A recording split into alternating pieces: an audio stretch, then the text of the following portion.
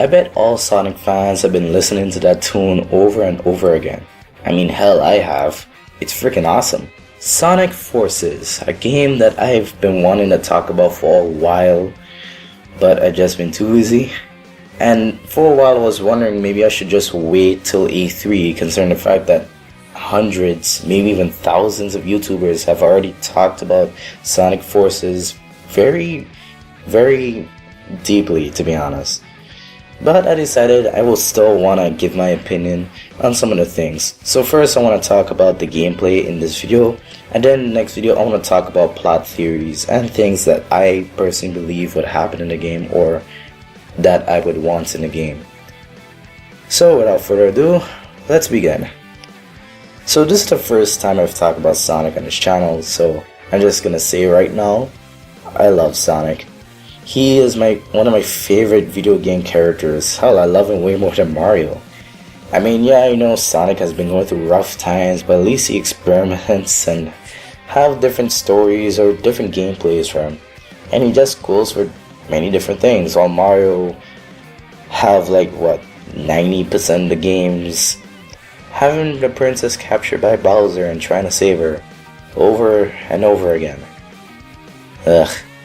And I also like Sonic's attitude, plus all the different characters that surround him. It's just fun to me. But of course, Sonic has been going downhill for a while, and we had a whole drought of Sonic games for 4 years, until Sega decided to finally release the cinematic trailer for Sonic Forces, which didn't even have a name at the time. And it got everyone excited, including myself. And very recently, a lot of people have been talking about Sonic Forces, about the gameplay, plot theories, what Sega's been doing, everything. So like I said earlier, today I'm going to talk about my opinions on the gameplay and how they should really go about with this. First, let's talk about Classic Sonic. Now, for Classic Sonic, as usual, he plays pretty much the same as how we've played him before, including in Generations.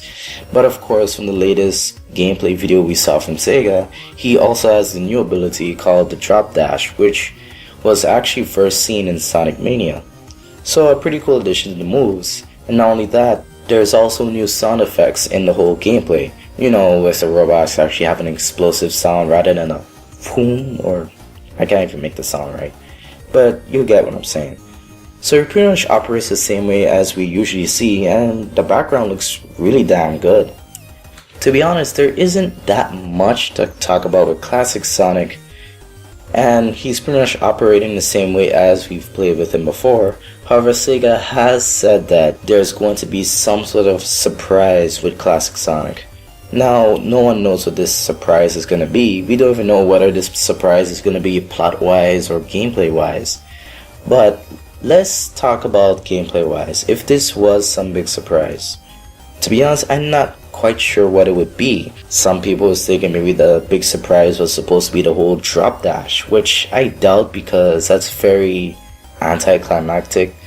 So I don't think that's it. But even so, I'm not really sure what else to really give Classic Sonic. Cause think about it, it's nice that they're bringing Classic Sonic in. Well, then again, I really still don't like how Classic Sonic is in a modern Sonic game.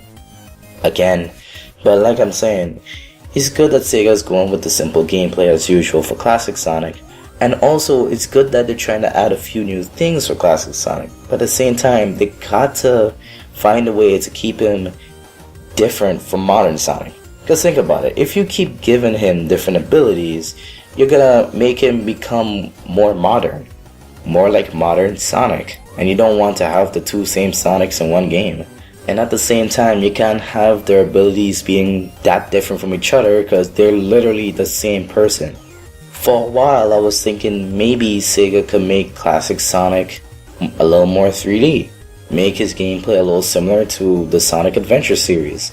I mean, let's be honest here, Sonic Adventure was pretty much the same as Classic Sonic gameplay, except for the homing attack, of course. But like I said earlier, that would make him too similar to modern Sonic. Sometimes even the simplest of additions can make something, well, too similar to each other.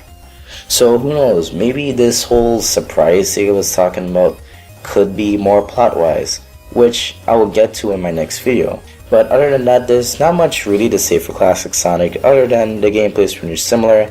It has a nice looking background, it looks really good. And now for modern Sonic, the guy who really needs some redemption in the gaming series. Now, modern Sonic is very hard to make in certain games because of multiple reasons. One, the Sonic fans literally cannot be pleased at this point because there are many different types of Sonic fans, and the gameplay is just hard to work with. Now, Sonic has been experimented on several times throughout the years, but from what I've seen, there are mainly two types of gameplays that work for modern Sonic.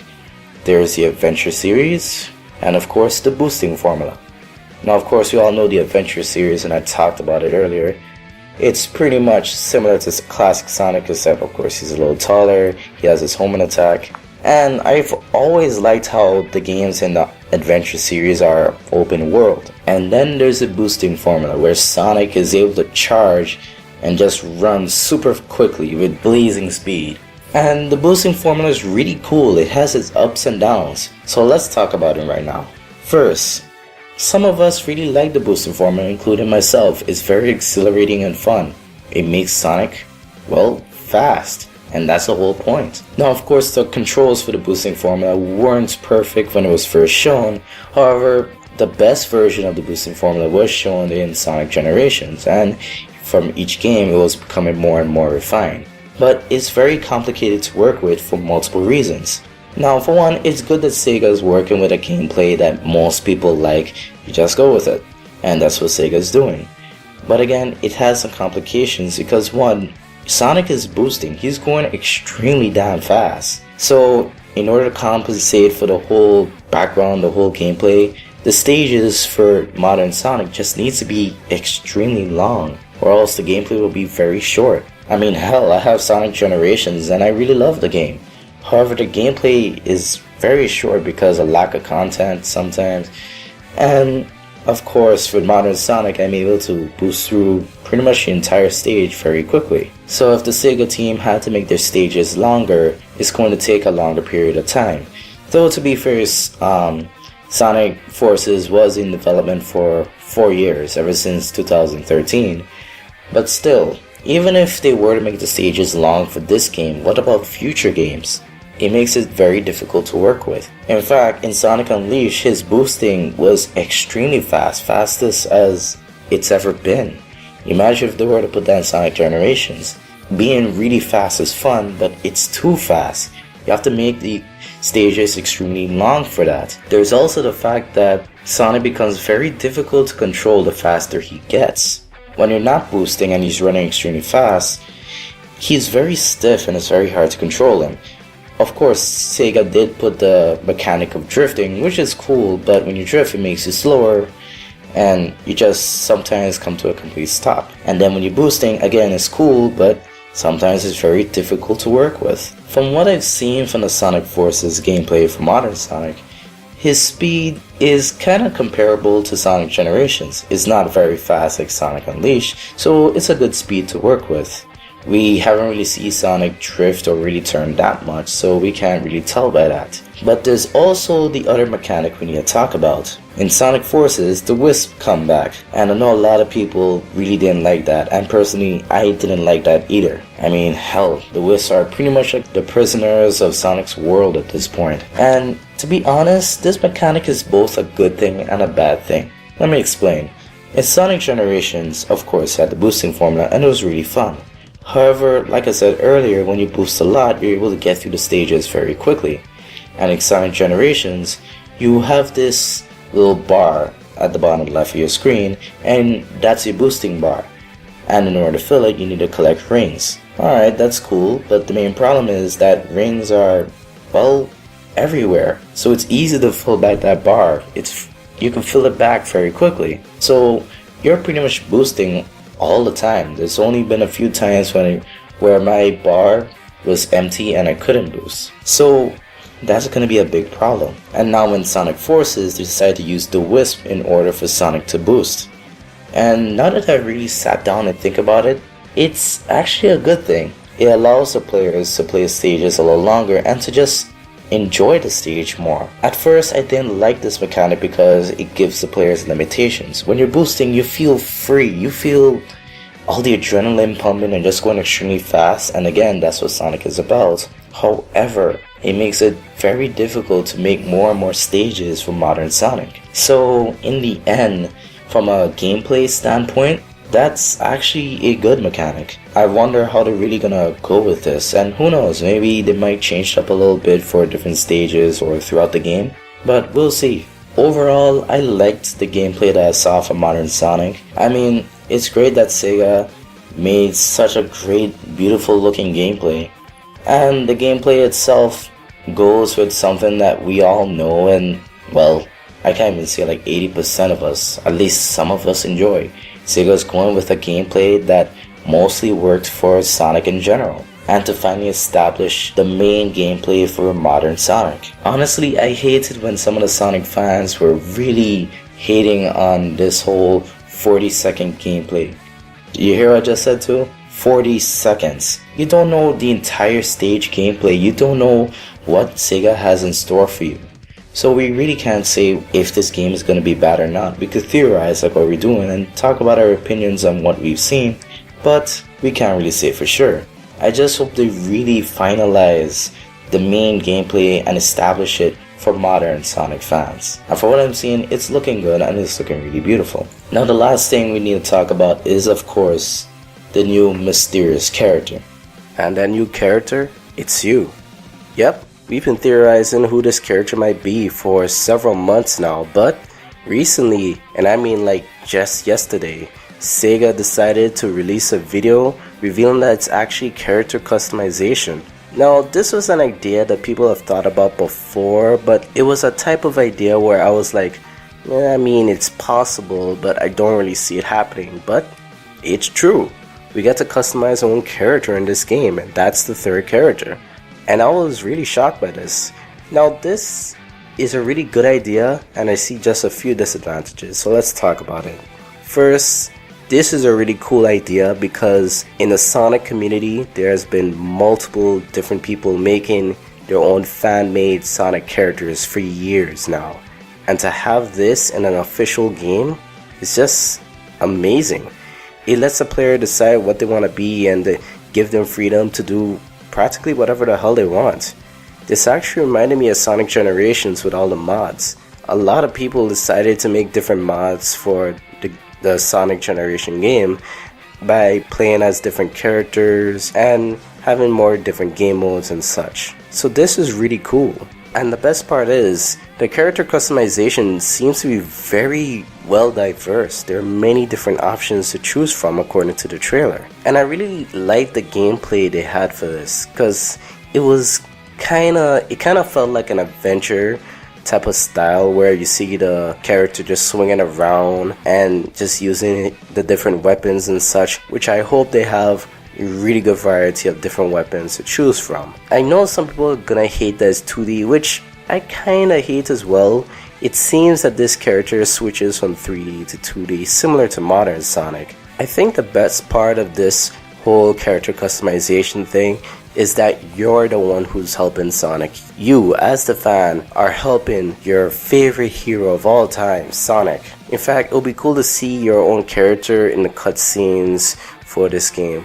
Though if they were to do that, I hope that they have voice lines rather than like staying quiet like how classic Sonic was in Sonic Generations. I don't know why, but it always takes away from the experience in my opinion. Now, as for the gameplay, there are several different species that you could choose from, like wolf, bear, rabbit, and such. I think there were like 7 in total, and each of these species have their different abilities. So again, that's really cool. And from the looks of it, these characters are also going to use the Wisp as well, but I'm not sure how they're going to use it. They're probably going to use it for like special weapons that they're going to use, like how this character here uses this fire gun or flamethrower, I presume. Now, while this is a cool idea, there are a few disadvantages I could see in this. For one, while it's true that the Sonic community create their own cool fan-made characters, there are some fans who are, well, pretty weird. And also, there's the fact that people could get attached to this type of gameplay where you're able to do customization. If Sega were to make more Sonic games in the future, are they gonna put more character customization in those games as well? Because if they don't, then some people might hate that. Some people would want them to keep this whole character customization thing for the games in the future. This is supposed to be a modern Sonic game. I mean, I already didn't like how classic Sonic was shoved into this game, but now we also have character customization. Again, it's cool and it's brand new. It's something different and I like that, but at the same time, I feel like a lot of people will be looking forward to the character customization more than playing as modern Sonic. I feel like it's gonna draw the attention away from him, and again, it's supposed to be his game. I just wish modern Sonic will have a bit more attention. Who knows, maybe Sega is gonna put some surprises for modern Sonic gameplay in this, and I'm really hoping that's the case. Still, I really like the whole character customization idea because, like I said earlier, the Sonic fan base is extremely diverse. So this customization will allow people to pick whatever the hell they want. They want to play as Shadow? Cool, make a Shadow character.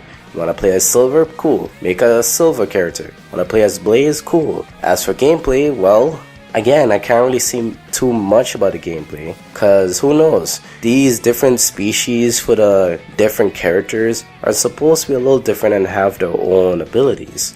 So I'm not sure if they're going to be really similar to each other or very different from each other. Also, I hope that this game doesn't become too clustered with so many ideas, because they're cool ideas, but we've seen some other stuff, like a movie that came out a while back that had cool ideas but had so many ideas into one thing and lost focus of the main plot. Yeah, I'm not referencing something at all. Anyways, overall, I'm still looking forward to Sonic Forces. It looks like it's going to be a really cool game, and I'm looking forward to see how this game plays out. This is Magnat, and I'll see you guys next time.